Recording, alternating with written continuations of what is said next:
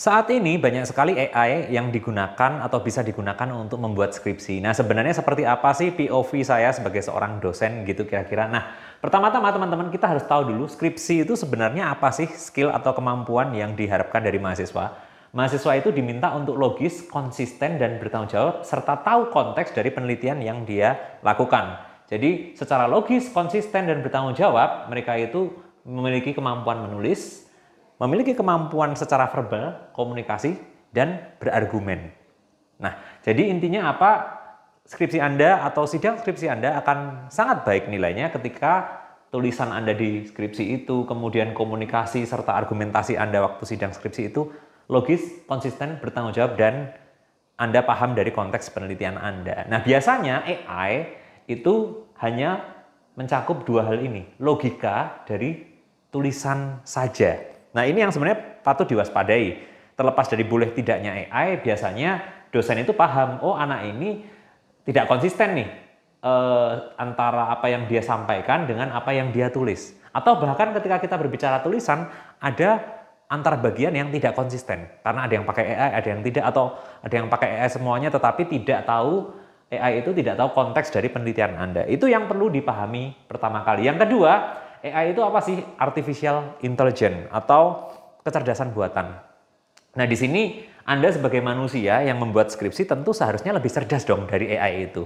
Ya, ini pesan moralnya. Dan sebenarnya kalau kita lihat, Anda sebagai manusia pun ketika Anda tidak mampu mengerjakan skripsi, Anda bisa memanfaatkan AI untuk belajar, bukan untuk membantu membuat skripsi dengan cara yang tidak bisa dipertanggungjawabkan. Nah, pada akhirnya boleh nggak sih Mas pakai AI? Jawaban saya antara boleh dan tidak. Ada yang boleh dan ada yang tidak.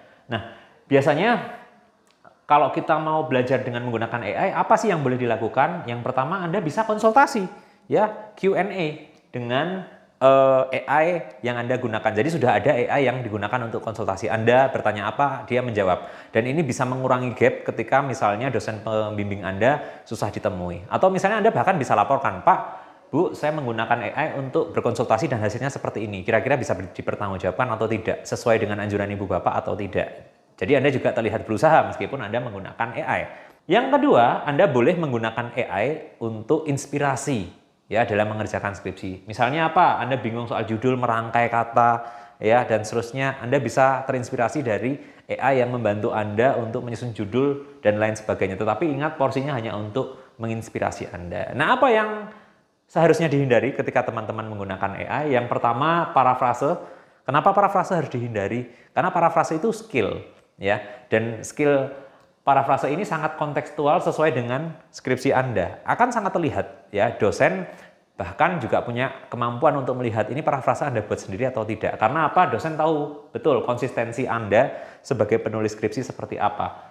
Bahkan teman-teman, berita terbaru rasanya software seperti Turnitin itu sudah bisa melacak parafrase yang dilakukan oleh AI. Jadi nanti pada akhirnya apa? Pada akhirnya AI itu juga akan dilawan dengan AI. Teknologi akan dilawan dengan teknologi. Jadi Anda sebagai manusia yang menggunakan teknologi seharusnya derajatnya lebih tinggi dibandingkan teknologi seperti AI. Jadi saya tidak sarankan parafrase ini Anda menggunakan AI, ya. Bahwa menginspirasi nggak masalah, tetapi buatlah parafrase sendiri.